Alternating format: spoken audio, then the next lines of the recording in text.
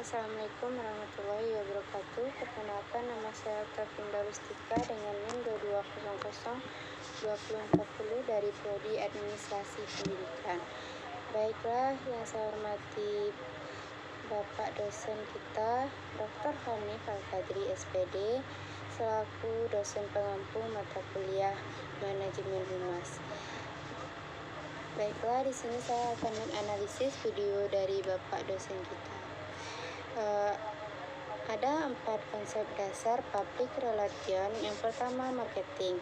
Marketing pada prinsipnya, istilahnya orang sekarang itu adalah pemasaran, merupakan sebuah proses membuat masyarakat atau membuat orang lain tertarik pada produk ataupun jasa dari sebuah perusahaan atau dari kita ketika ingin memperkenalkan kepada mereka untuk apa melakukan proses yang lebih panjang. Dan biasanya kalau organisasi yang lebih besar yang menghasilkan produk, mereka melakukan riset pasar yang namanya melakukan analisis pencarian pelanggan. Ideal dan definisi itu pada akhirnya juga menjadi amat luas, menjelaskan bagaimana proses di dalam marketing itu sendiri dan pemasaran dalam istilah orang lain. Kita mulai dari proses pengembangan produk, metode, distribusi, komponen, dilakukan penjualan produk dan jasa, dan terakhir barangkali pengiklanan. Nah, jadi problem adalah marketing, fokusnya lebih kepada meyakinkan orang lain bagaimana produknya terjual. Advertising dilihat dari istilahnya itu sebuah penyajian materi atau pesan sebuah lembaga, organisasi, atau seseorang kepada siapa mereka, kepada masyarakat, kepada publiknya. Namun penyajian materi atau pesan dilakukan melalui media massa dengan menggunakan bahasa yang bersifat persuasif. Seringkali kita lihat dikaitkan bahwa diartikan sebagai jasa periklanan.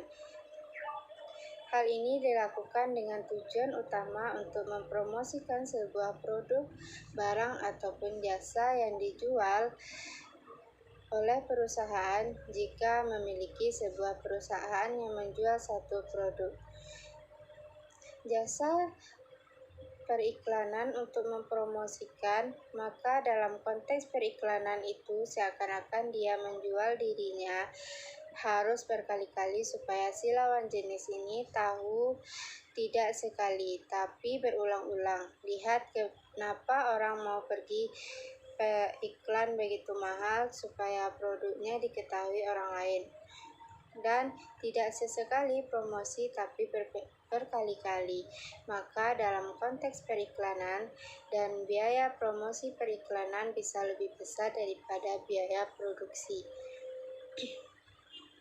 Branding.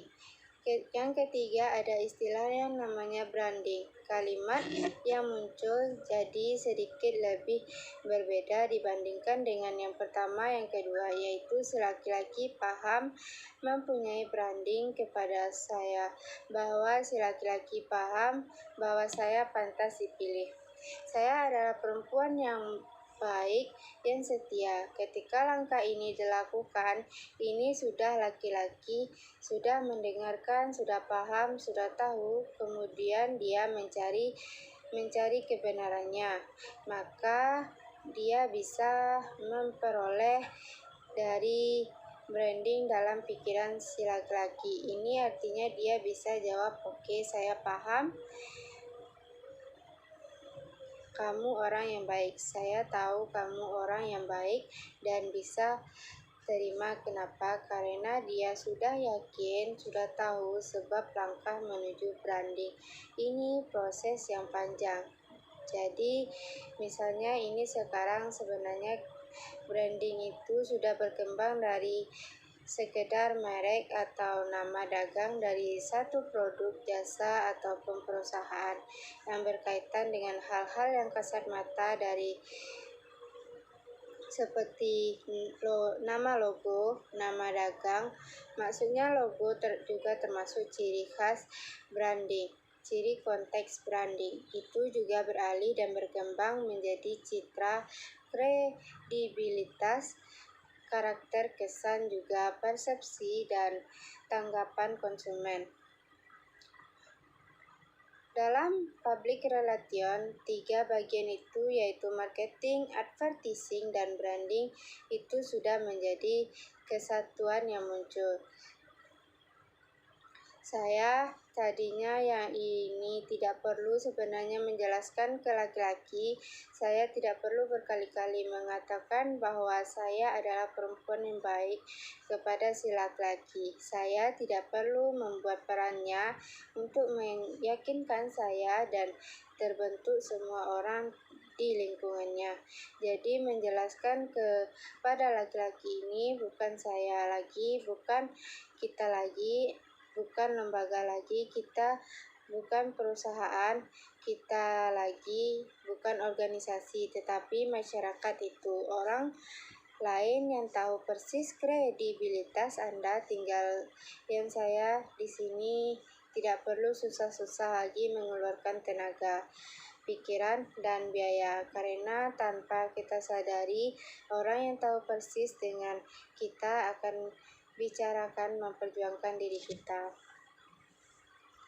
Proses public relation dari Martens yang mengidentifikasi 4 step yang diberikan dengan nama RACE. RACE adalah proses yang efektif untuk diikuti ketika mengembangkan rencana PR strategis. Jika Anda ingin memiliki hubungan yang kuat dan saling menguntungkan dengan publik Anda. Proses RACE mencakup 4 fase berikut: research atau penelitian, action atau tindakan dan perencanaan, komunikasi dan pembangunan hubungan, serta evaluation atau evaluasi. Baik, sekian materi yang bisa saya analisis dari video Bapak kita. Saya mengucapkan terima kasih dan wassalamualaikum warahmatullahi wabarakatuh.